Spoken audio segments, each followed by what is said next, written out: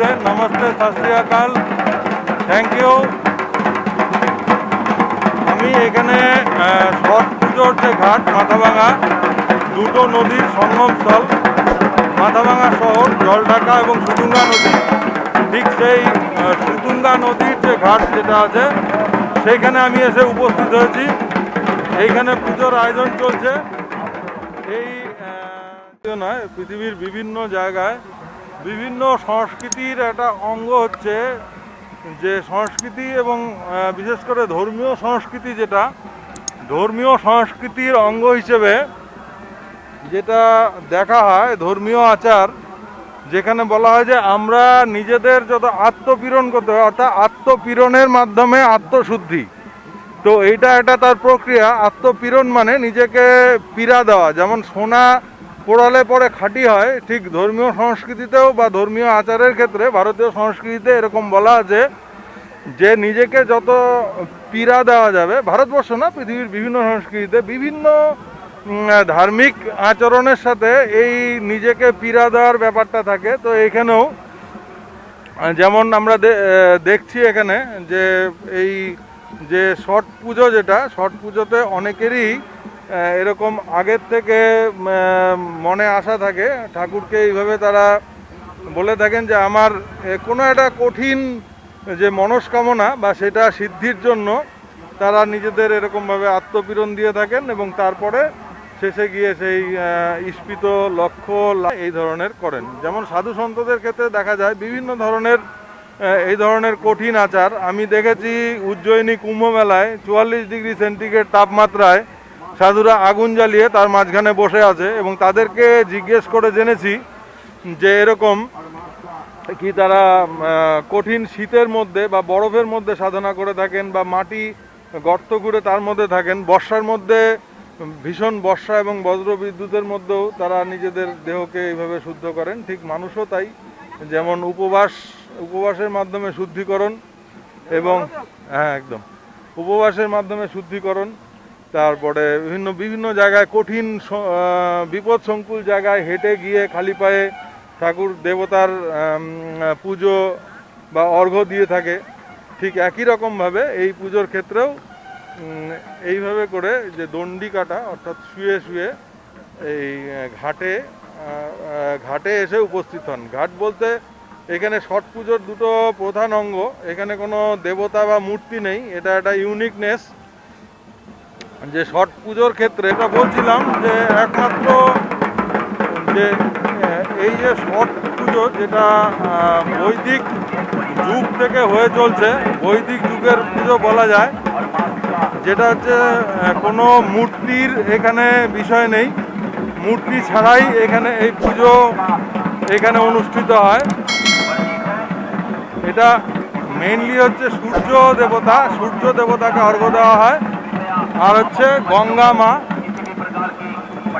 মা এবং সূর্য দেবতার পুজো। এই ছট পুজো চান্দ্র মাসের ষষ্ঠী তিথিতে, অমাবস্যা, কালী পুজো অমাবস্যার পরেই যে তিথি, ষষ্ঠী তিথি, সেখান থেকে এই পুজোর শুরু হয়। এবং এটা একটা ভারতবর্ষের মধ্যে যে উত্তর ভারতের যে রাজ্যগুলো আছে, উত্তরপ্রদেশ, বিহার, মধ্যপ্রদেশ, ছত্তিশগড়, ঝাড়খণ্ড, সেই সমস্ত রাজ্যগুলো ছাড়াও ভারতের বাইরে নেপালেও এই পুজোর অনুষ্ঠান হয়ে থাকে।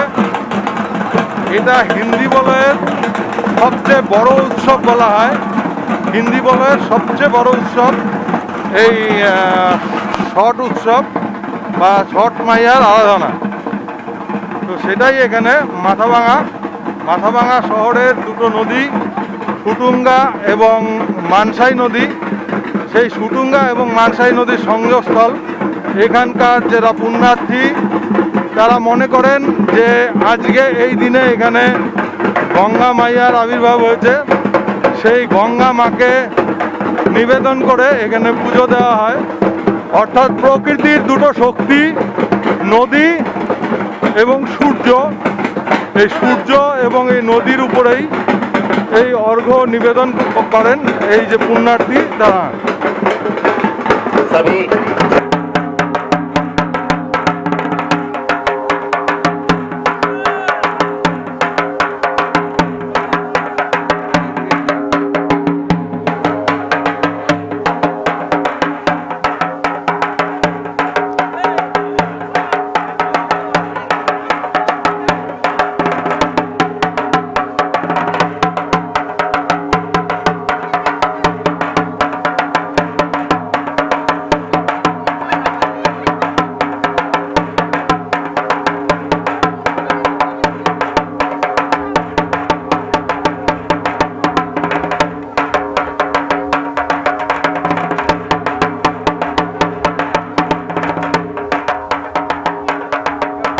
प्रशासन की ओर से सभी छठ व्रतियों को तथा सभी दर्शनार्थियों को हम इस मंच से तहे दिल से हार्दिक स्वागत, अभिनंदन और वंदन करते हैं। साथ ही वर्तमान कोरोना परिस्थिति को देखते हुए भारत सरकार द्वारा जो विधि निषेध जारी किया गया है, इस अधिनियम का पालन करते हुए सभी दर्शनार्थियों से ये आग्रह है कि आप लोग कृपया सामाजिक दूरी बनाए रखें और मास्क का इस्तेमाल अवश्य करें। इस छठ पावन हमारे हिंदू देव देवियों में से एक प्राकृतिक पूजा है जो सदियों से, वर्षों से और बहुत ही पौराणिक युगों से चले आ रहा है। हमारे रामायण तथा महाभारत में इस पूजन का जिक्र किया गया है। जो षष्ठी देवी जो का पूजन इस छठ का माध्यम से उन्हें अर्घ प्रदान किया जाता है। 3 दिन पूर्ण उपवास का साथ इस कार्यक्रम का पालन किया जाता है। पहला दिन नहाए खाए, जिसमें छठ व्रती नहाना खाना बोला जाता है या नहाए खाए भी कहा जाता है। विभिन्न राज्य में इस छठ व्रत का पालन किया जाता है। विशेषतः बिहार, उत्तर प्रदेश तथा जहाँ जहाँ भी हिंदी भाषी हैं तथा हमारे बंगाल में भी आजकल इसका कोई हिंदी भाषी का लिमिटेशन नहीं रहा है। सभी प्रकार के हिंदू इस पावन पर्व का पालन करते हैं और पूजन करते हैं। पौराणिक युगों से श्री रामचंद्र जी का समय काल से ही इस छठ पर्व का आयोजन किया जा रहा था सीता मैया द्वारा। उसी छठ पूजन का आज इस छठ घाट पे सभी छठ व्रती सूर्य देव को अर्घ देते हैं, अर्घ प्रदान करते हैं। नहाए खाए से शुरू होने के बाद दूसरा दिन खरना पूजन होता है और आज तीसरा दिन है इस पूजन का, जो संध्या अर्घ कहा जाता है। डूबते हुए सूरज को इस पूजन का माध्यम से अर्घ प्रदान किया जाता है और कल सुबह ठीक उगता हुआ सूरज सूर्य देव को अर्घ प्रदान करके इस छठ पूजन का समापन घोषणा किया जाता है। इसी के साथ इस पूजन का समापन होता है। 4 दिन का ये व्रत बहुत ही समय काल से, बहुत ही पौराणिक युगों से हमारे हिंदू धर्मों का बीच चले आ रहा है।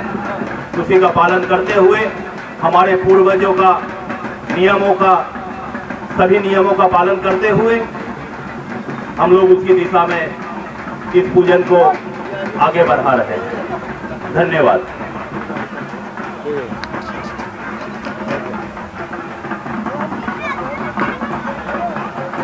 सभी छठ व्रतियों से तथा सभी दर्शनार्थियों से ये आग्रह है कि आप लोग कृपया अपना